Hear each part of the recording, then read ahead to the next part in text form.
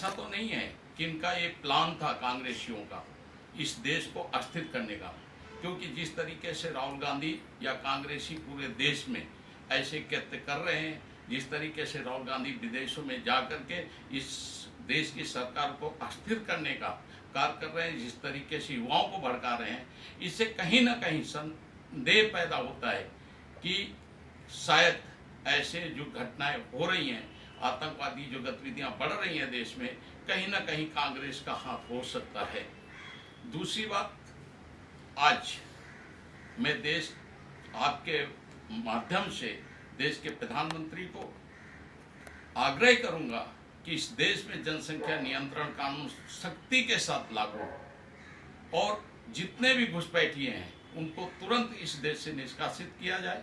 जितने भी यहाँ पे बांग्लादेशी हैं या रोहिंग्या मुसलमान हैं जो यहाँ पे संरक्षण लेकर के बैठे हैं, उनको तुरंत चिन्हित करके यहाँ से खदेड़ा जाए, क्योंकि जिस तरीके से डेमोग्राफी यहाँ की चेंज हो रही है विदेशी घुसपैठियों के कारण, ये देश के लिए खतरे की घंटी है। एक पढ़े लिखे डॉक्टर का नाम आ रहा है, देश के लिए कितना खतरा है जब ऐसे लोग इस काम में संलिप्त हो रहे हैं?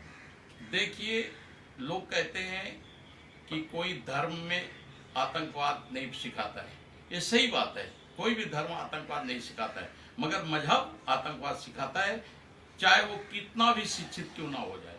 आज जो दिल्ली की घटना हुई है, उसने ये दिखा दिया कि ये चाहे डॉक्टर बन जाए, आईपीएस बन जाए, आईएएस बन जाए, इंजीनियर बन जाए, मगर इनकी जो मजहबी मानसिकता है, जो दूसरे पंथ को या दूसरे धर्म को मिटाने की जो इनके पास सर पे मजहबी भूत सवार है, जब तक वो नहीं उतरेगा तब तक ऐसी घटनाएं पूरे विश्व में होती रहेंगी। इसलिए मैं कहूँगा कि ऐसे मजहबियों का पूरा विश्व बहिष्कार करे और खास करके अपने भारत में इसको बहिष्कार करने की अति आवश्यकता है।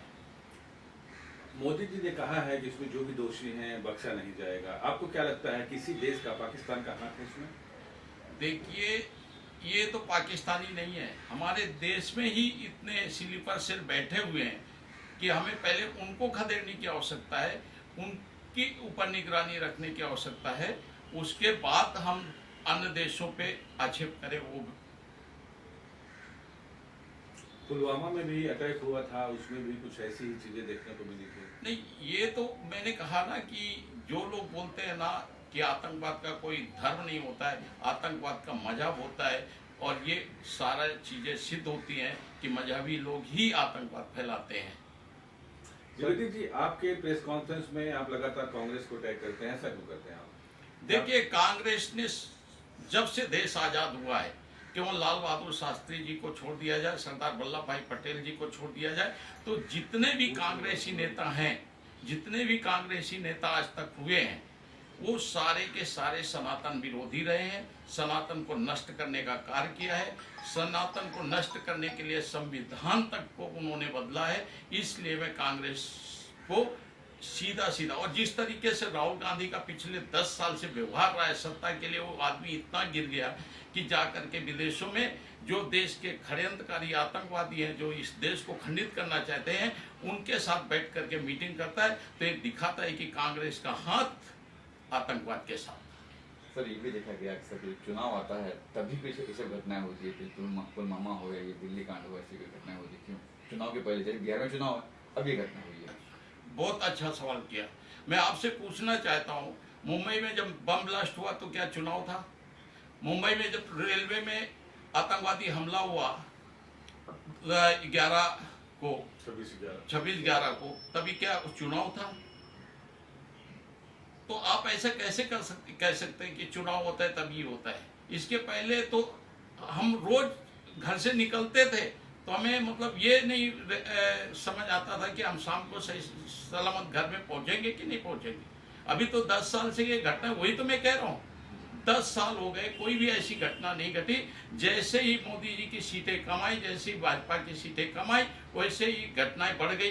तो इससे ये होता है कि कांग्रेस का हाथ आतंकवाद के साथ। एक ऐसा मुद्दा है कि वोट चोरी की बात करते हैं हमेशा कहा जाता है। राहुल गांधी वही कहते हैं है, वोट चोरी। ये देश को भ्रमित करने का कार्य 15 साल से अपना आज 10 साल से जिस तरीके से सत्ता से विमुख हो चुके हैं इन लोग, और वो सत्ता को एन कैन पकड़ किसी तरीके से देश को अस्थिर करके पाना चाहते हैं, इस देश को लूटना चाहते हैं। इसीलिए वो युवाओं को भड़का रहे हैं, इसीलिए वो बाहर विदेशों में जाके आतंकवादी संगठनों से मिल रहे हैं, इसीलिए वो विदेश में जाकर के देश की बुराई कर रहे हैं। इससे साबित होता है कि राहुल गांधी इस देश से प्रेम नहीं करते। और चाणक्य ने सही कहा था कि विदेशी महिला से जन्मा पुत्र कभी भी देश के बारे में, देश से प्यार नहीं कर सकते और इस देश का भला नहीं कर सकते। लेकिन वो तो कहते हैं कि हमारे पूर्वज जो शहीद हुए हैं यहाँ पे, हम क्यों नहीं करेंगे? आप बताइए कौन से पूर्वज शहीद हुए इंदिरा उनके? गांधी हो गए। इंदिरा गांधी शहीद नहीं हुई। इंदिरा गांधी ने कुकृत्य किया था, उस कुकृत्य के कारण वो मारी गई। राहुल गांधी अपना राजीव गांधी ने कुकृत्य किया था, उन्होंने पहले आतंकवाद को बढ़ाया। और आप भी अगर आप ही किसी को बढ़ाते हैं, किसी को आप लाते हैं, तो वो आदमी के बाद में आप विरोध करते हैं तो आप मारे ही जाएंगे। यहाँ जो भी टेक्नोलॉजी है, कहते हैं कि राजीव गांधी लेके आए थे कंप्यूटर, जो राजीव गांधी का इजाद किया हुआ भारत देश में है, ये आज लोग कह रहे हैं। हमारा सबसे पहले तो मैं आपको बताऊं, कंप्यूटर राजीव गांधी नहीं लाए, इस देश के इंजीनियर लेकर के आए। जो भी यहाँ पे मिसाइल वाजपेयी जी ने नहीं बनाया था, कलाम साहब ने बनाया था। जो व्यक्ति उस टाइम पे सत्ता में होता है वो उसका फायदा उठाता है। कोई भी व्यक्ति कोई चीज लेके नहीं आता है। सबसे बड़ा योगदान है, अगर हम देश में संरक्षित है, सुरक्षित है, तो देश की सेना को हमें ये शुभकामनाएं देनी चाहिए। उनको ये बोलना चाहिए, हमें ना कि किसी मंत्री को या नेता को। जनसंख्या नियंत्रण कानून को लेकर के आप कई बार प्रेस कॉन्फ्रेंस कर चुके हैं, आपकी बात सुनी नहीं जा रही सरकार द्वारा।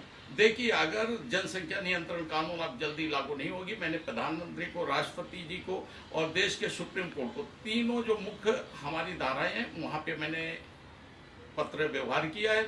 और मैंने 3 महीने का समय मांगा है कि 3 महीने के अंदर अगर आप हमारी बातें नहीं सुनेंगे तो हम जनसंख्या नियंत्रण कानून है और कई सारी मुद्दे हैं जिनको लेकर के हम पूरे देश में जन आंदोलन करेंगे युवाओं के साथ। तो जनसंख्या नियंत्रण कानून किसी खास समुदाय पे आप लगाना चाहते हैं, पूरे देश पे? देखिए, आपको पता है कि जनसंख्या का विस्फोट कौन कर रहा है, ये सबको पता है। और उस विस्फोट को रोकने के लिए ये जनसंख्या नियंत्रण कानून इस देश में अति आवश्यक है। एक तबका है जो 2 शादी 3 शादी करता है, फिर 2 बच्चे, उसको 2 बच्चे, तो जनसंख्या कैसे, क्या वो सब होंगी? नहीं, उसीलिए तो है ना जनसंख्या नियंत्रण। एक व्यक्ति, जो हमारा संविधान कहता है, जो संविधान की दुहाई देते हैं, उनको हम लाचार करेंगे कि आप संविधान का पालन करो, अन्यथा इस देश से आपकी नागरिकता खत्म कर दी जाए। हमने 3 शादी की 3 शादी 2 बच्चे हैं हमारे, तो 6 बिल्कुल नहीं चलेगा। इस देश के कानून के हिसाब से रहना पड़ेगा, इस देश के संविधान के हिसाब से चलना हमारी पड़ेगा। शरीयत तो कहती है 3 शादी करे जी, हमारी शरीयत, मुस्लिम शरीयत जो कहती है 3 शादी तो कबूल। आपकी शरीयत कहती है, तो आपकी शरीयत के हिसाब से हम कानून लागू करवाते हैं ना। फिर आप चोरी करते हो तो आपके हाथ कटवा दिए जाएंगे, आप बलात्कार करते हो तो आपका लिंग कटवा दिया जाएगा। ऐसा कानून हो सकता है हमारे देश में? तो भारत देश में शरिया कानून भी नहीं लागू होगा ना। इस देश में बाबा साहेब अम्बेडकर का कानून लागू रहेगा और उसी संविधान का पालन आपको करना पड़ेगा। Thank you sir. और कुछ करना चाहेंगे? मैं यही प्रधानमंत्री से आग्रह करूंगा कि आप कितना भी मेहनत कर लें, कितना भी इस देश को डेवलप कर लें, जब तक इस देश का जनसंख्या कानून नहीं बनेगा, समान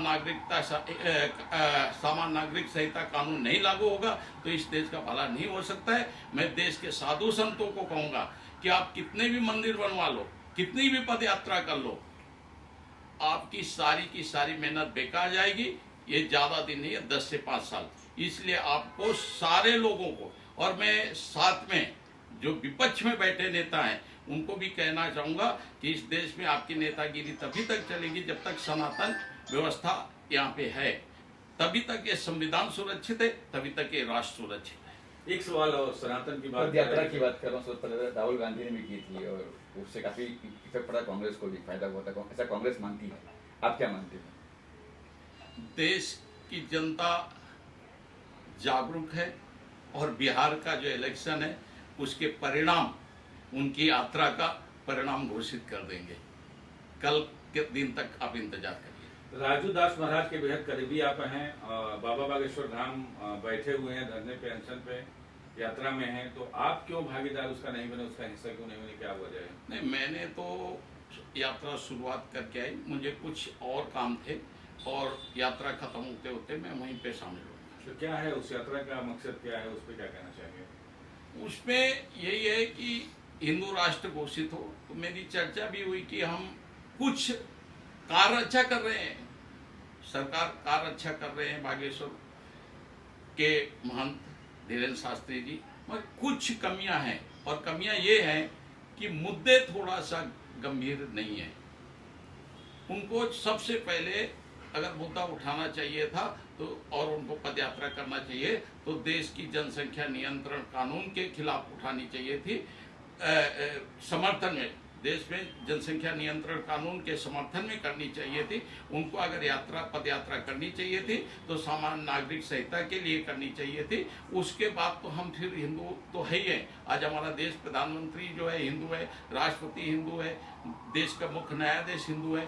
हमें हिंदू राष्ट्र फिर बनाने या बोलने की जरूरत नहीं है। सर कैसे हिंदू राष्ट्र होगा सर, जब यहाँ पे समावेश हर मजहब का है, हर धर्म का यहाँ पे है सर? नहीं, तो देखिए, मैं आपको एक बात बोलना चाहता हूँ, सनातन है तभी तक हर धर्म यहाँ पे संरक्षित है, हर पंथ संरक्षित है। जिस दिन सनातन खत्म हो गया उस दिन अन्य पंथ के लोग भी समाप्त हो जाएंगे। ये आपको मैं उदाहरण के साथ, पाकिस्तान में सर्वधर्म के लोग थे, क्या हुआ? समाप्त कर दिए गए। अफगानिस्तान में हिंदू और पंजाबी और बौद्ध थे, क्या हुआ? मजहबी लोग वहाँ पे बड़े, खत्म कर दिए गए। बांग्लादेश में आज़ादी के बाद 30% हिंदू और अन्य पंथ के लोग थे, आज क्या हुआ? अभी कुछ दिन पहले वहाँ पे सरकार का परिवर्तन हुआ, किस तरीके से बौद्धों को, सिखों को, हिंदुओं का कत्लेआम हुआ। तो जब तक इस देश में सनातन धर्म है तभी तक आप भी संरक्षित है। और सबसे बड़ी मैं एक बात बता देता हूँ, मैं, हर मुसलमान भारत ही क्यों आना चाहता है? यहाँ तक बांग्लादेश की निष्कासित प्रधानमंत्री कहाँ पे संरक्षित अपने आप को महसूस किया? भारत देश में। तो हिंदू हैं, सनातन धर्म के मानने वाले लोग हैं, तभी आप संरक्षित हो। जिस दिन यह धर्म का खात्मा हो गया उस दिन ना संविधान संरक्षित रहेगा, ना अन्य पंथ के लोग संरक्षित रहेंगे। लगता है ऐसा कि एक दिन ऐसा आएगा जैसे नेपाल में हुआ था, जो युवा पूरा सामने आया था और जला दिए थे, तो ऐसा कुछ होगा? ये जो ख्वाब कांग्रेसी देख रहे हैं, तो ऐसा ना हो कि यहाँ का युवा जागरूक हो जाए और राहुल गांधी को इस देश में से जूता मार के भगा दिया जाए। Thank you sir. Thank you sir.